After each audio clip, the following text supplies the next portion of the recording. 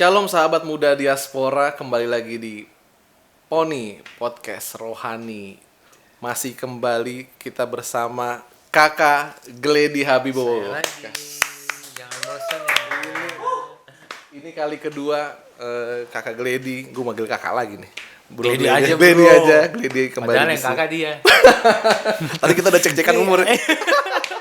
Ternyata beta lebih tua. Jadi bro, kali kedua ada di sini. Kita kali ini mau bahas soal ini dalam nih. Mau Oh, bahas iya. Apa soal hati yang mengampuni. Aduh, itu struggle. Setiap orang kayaknya nggak cowok, nggak Nggak cewek, cewek, nggak orang tua, nggak orang muda, ya, semua pernah tersakiti. So, gue pengen tanya soal pernah nggak lo tersakiti? Sakit kalau tadi gue lagi bikin notes gitu juga. Gue tulis gitu. Sakit hati itu sebenarnya kan keputusan kan. Jadi tiap hari itu sebenarnya kita punya kans untuk disakiti. Setiap hari punya Setiap kans. hari untuk Yes. disakiti apapun bentuknya gitu. Iya. Makanya kan firman Tuhan bilang jagalah hatimu dengan segala kewaspadaan karena dari situ terpancar kehidupan. Iya. Jadi kalau misalnya bro tanya pernah nggak disakiti, ya hampir tiap hari kita akan hadapi itu kan. Iya. Jadi kalau ditanya pernah disakiti ya udah pasti pernah. Oke.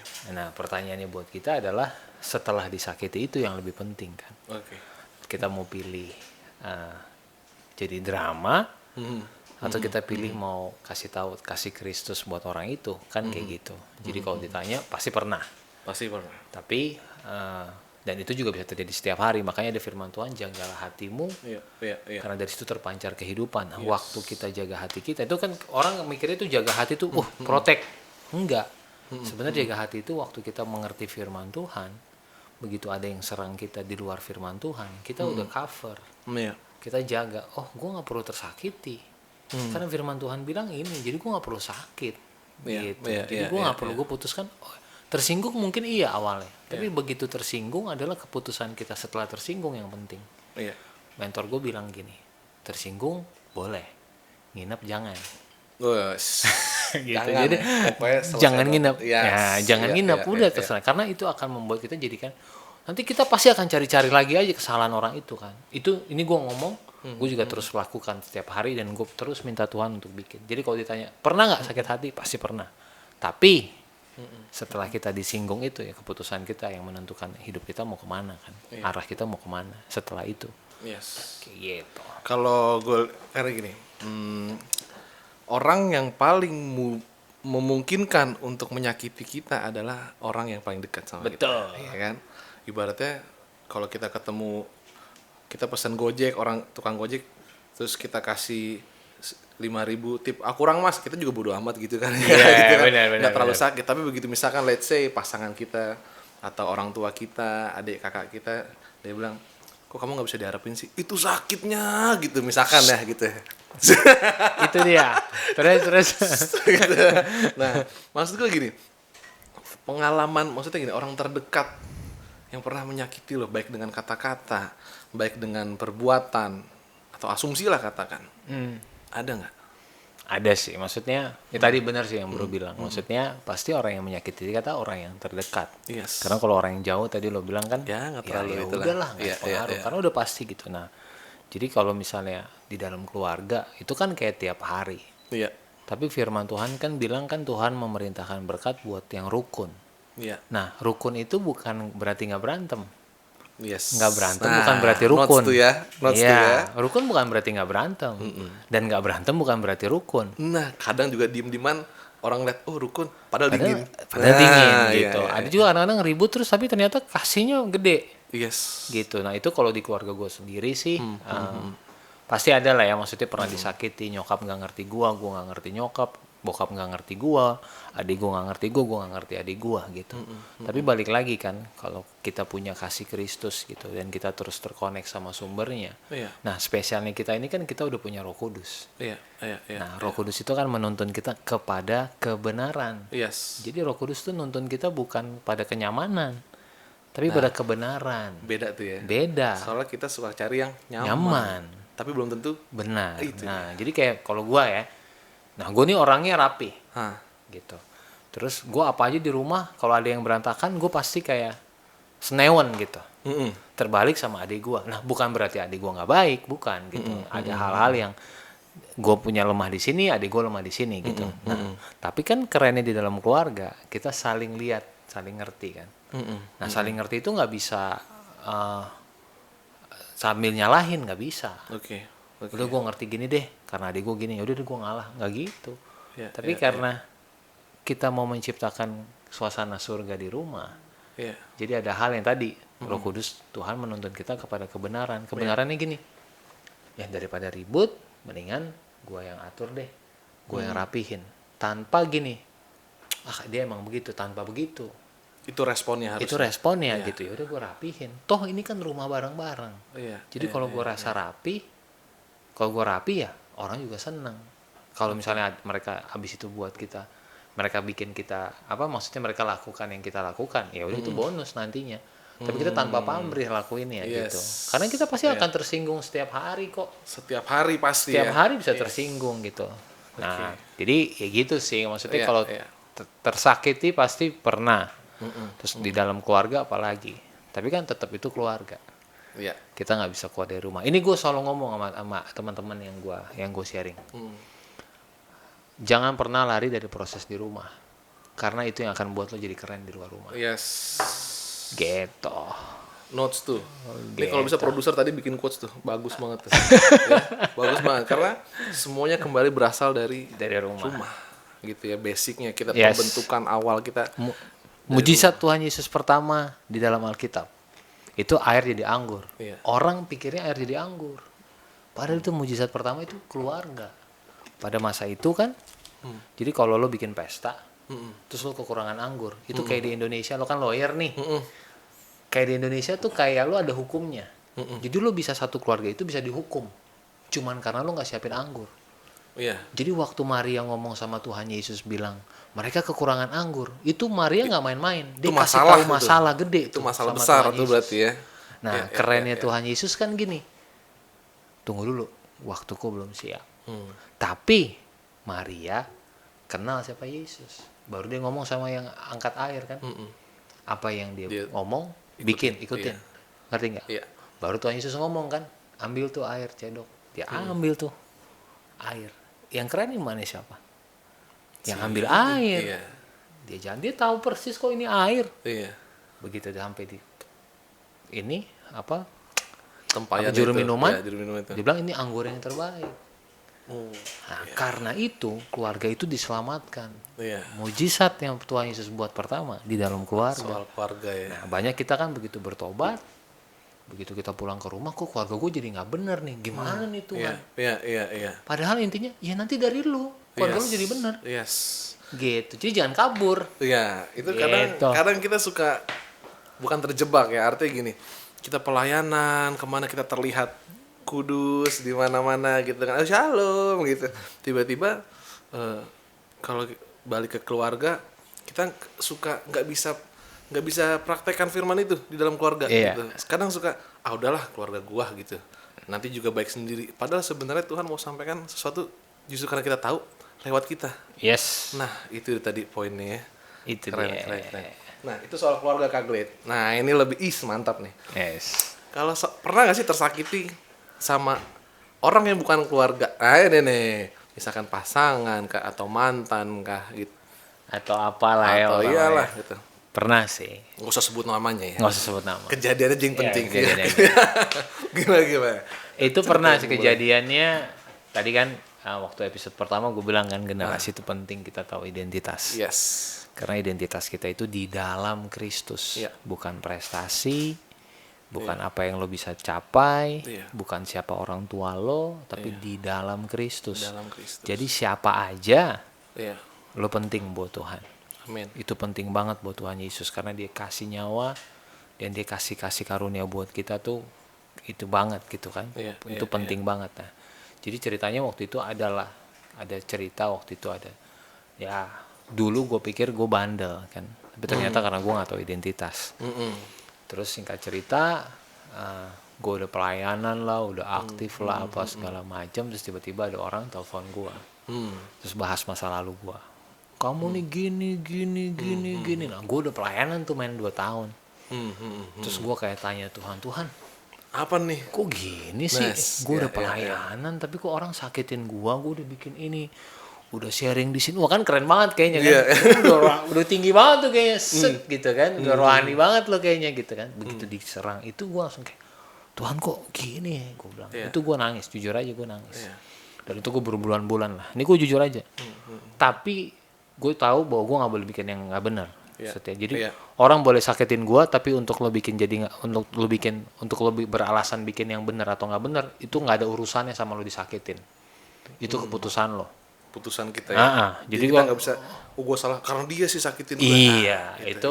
itu hore deh. Nah, ini perjalanan ya. Iya. Terus tiba-tiba gue renungin, terus gue bilang, Tuhan, sampai Tuhan kasih jawaban.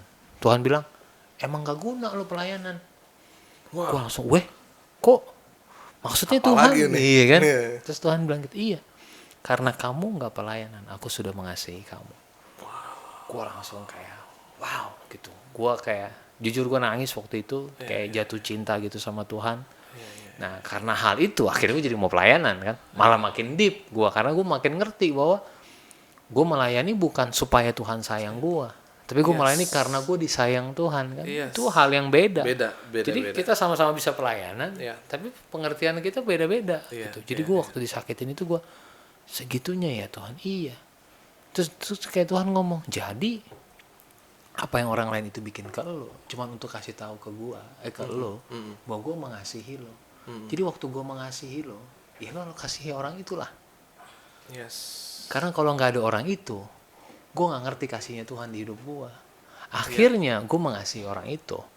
Akhirnya waktu gue inget dia, gue berdoa, Tuhan, yang keluar dari mulut gue, berkati dia. Gue sebutin semua orang-orang yang pernah menyakiti gue. Gak mudah dong. Gak mudah.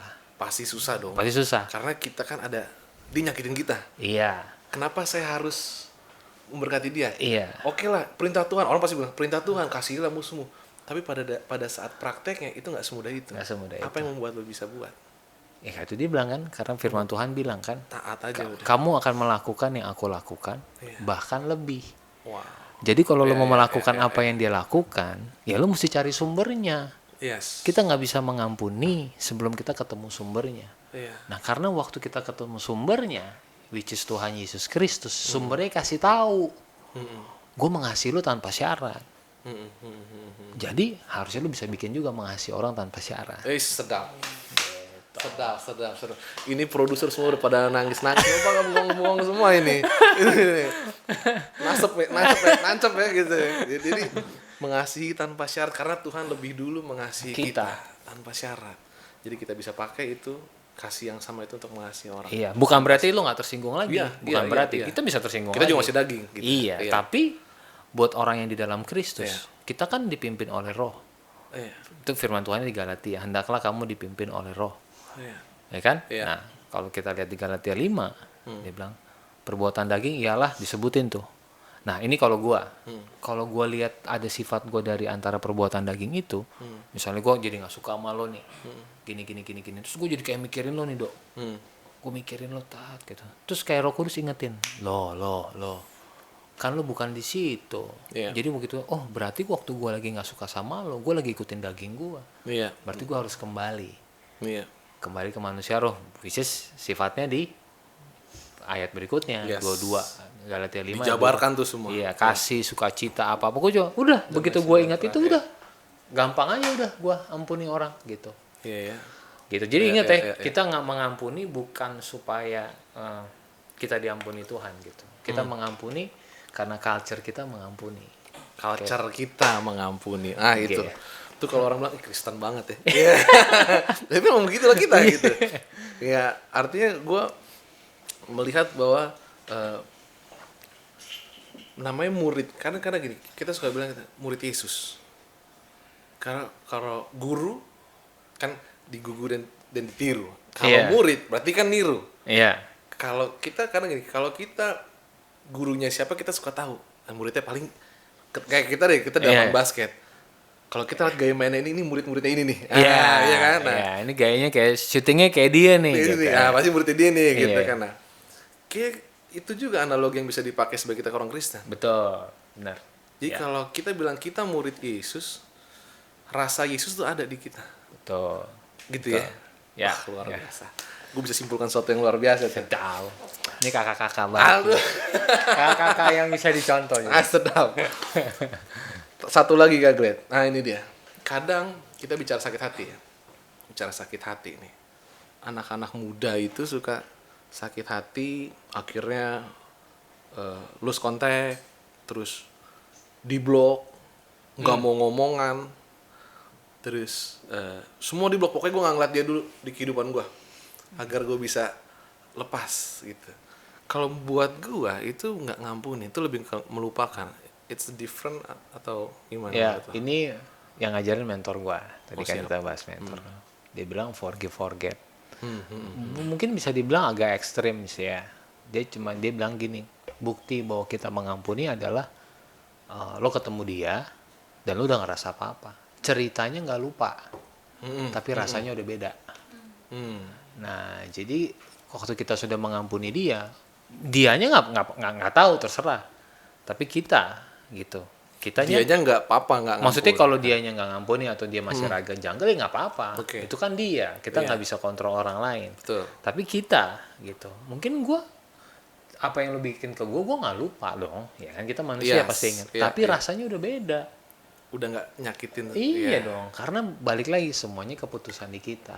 Iya, iya. Makanya ini gue punya clothing line lah. Ini bukan Nice. promosi, cuman ceritain. Tapi ya boleh deh kalau dipromosiin Boleh. gitu. Iya, siap. Nah, itu ada. Jadi gue setiap gue posting setiap gue bikin t-shirt itu ada ceritanya lah. Oke. Nah, waktu gue cetak forgive forget itu ceritanya mentor gue. Dan terus dia bilang forgive forget, dia bilang bukti bahwa lo udah forgive dia adalah lo ketemu dia. Kalau lo masih ingat kesalahannya dia, berarti lo belum forgive dia. Lo belum ampuni dia gitu. Iya, gue mengasihi dia, gue ini, tapi dia waktu itu dia bikin ini sih sama gue, udah berarti lo belum. Ini lumayan ekstrim sih, lumayan keras iya, gitu. iya, Cuman it's ya that's true gitu, karena Iya, iya. balik lagi itu bukan benefitnya bukan buat orang yang kita ampuni kan, benefitnya buat kita. Mengampuni itu benefitnya buat kita. Buat kita waktu Tuhan, semua yang Tuhan Yesus suruh benefitnya selalu buat kita, bukan buat Tuhan. Waktu dia bilang ampuni, kasihilah musuhmu, benefitnya buat kita. Waktu dia bilang jalan 2 mil, waktu Tuhan suruh jalan 1 mil, Iya. jalan 2 mil sama Extra dia, mile. benefitnya Iya. buat kita. Benefitnya buat kita. Apa benefitnya? Lo jadi terang buat dunia ini, men. Yes. Lo lakukan yang dunia nggak bisa lakukan. Ya lo silau lah orang lihat lo. Iya, Gila dia keren banget bisa bikin itu. Kalau gua sih gua udah gini ini kan gitu. Iya, iya. Gitu. Dulu kan beta dikit-dikit. Oh sih tes beta nih ya. Mari kan gitu kan. Paham. Begitu tahu Tuhan Yesus bilang, "Shh, itu bukan culture lo. Culture lo ikut gua." Yes. Itu berantakan di sini pertama. Itu tuh. Di sini berantakan. Gua Itu- ini gue yes, cerita ya. yes, Gue yes, pertama yes. kali. Seru nih. Nah gue tuh pokoknya gue dulu apa-apa berantem lah. Iya. Pertama kali gue bilang, Tuhan, saya stop. Saya nggak mau berantem lagi. Lo tau nggak? Yang tes gue pertama kali orangnya sekecil Ari. Ini ada Ari nih di sini. Lebih kecil lagi deh. Dia datengin gue. Kecil banget dan lo pokoknya. Terus dia samperin gue gini. Waktu itu gue mau selesai masalah sepupu gue lah. Dia samperin gue terus dia gini. Lo mau mati? Ini dia aja lihat gue gini nih. Danak tuh ya. Nah, dulu kita kan pukul yang segini-segini kan. Iya. Ini segini nih. Iya. Lo mau mati gitu. Terus gue kayak gue mau mati di sini, terus kayak itu gue kayak merinding gitu. Kayak gila nih anak kecil gitu kan. Tapi balik lagi, Tuhan Yesus keren gitu. Maksudnya dia bilang sebelum lo dianiaya, gue udah dianiaya kok. Wow. Iya. Gitu. Jadi kasih tahu kalau lo murid gue. Itu gue kayak tenang, dan itu gue masalahnya waktu itu akhirnya selesai dan gue pulang dan gue ngerti pertama kali kemenangan yang sebenarnya yang dimaksud Tuhan Yesus. Bukan menang di situ ya. Bukan menang di situ, tapi gue menang karena gue murid dia. Yes. Keren Gitu. banget. Keren Gitu. banget. Keren. Boleh dong produser dulu ya. Luar biasa. Oke Kak Glenn, kita udah sampai di akhir. Oke, podcast terakhir. Poni nih, podcast Poni kita. Poni. Oke. Kak Glenn, gue pengen lo sampaikan sesuatu pesan sedikit aja untuk anak-anak muda di luar sana, karena gini, struggle anak muda tuh fragile banget. sedikit disinggung, waduh kayak disinggung bagaimana banget gitu. Sedikit dicolek, langsung tersinggung gitu. Yang mau gua untuk lo sampaikan kepada mereka sedikit aja. Oke, yang gue mau sampaikan adalah ya kalau disakiti kita nggak bisa menghindari kita disakiti orang. Tapi untuk kita mengampuni atau tidak mengampuni itu keputusan kita. Nah makanya waktu kita tahu sadar betul bahwa identitas kita di dalam Kristus, nah kita akan terus belajar dan bergaul sama Tuhan sampai kita punya sifat, karakter dan culture-nya Tuhan. Akhirnya waktu orang menyakiti kita, kita sadar culture kita apa dan kita pilih melakukan apa yang sesuai culture yang kita bangun di hidup kita. Jadi itu aja. Jadi kalau disakitin, gue nggak bilang gini, oh lo nggak akan disakiti, gue bohong. Tapi kalau disakiti itu bisa tiap waktu. Tapi keputusan untuk mengampuni itu setiap detik. Yes. Gitu aja. Keren. Oke. Thank you semua yang udah nonton podcast kita. Semoga memberkati. Gue percaya firman yang keluar gak akan pernah kembali dengan sia-sia. Tuhan Yesus memberkati. God bless. Kayak hubungan itu lu sama-sama gelasnya full dua-duanya. Kalau misalnya ada yang 1,5 atau yang setengah, kalau dia biasa kurang, lu mesti ngisi dong.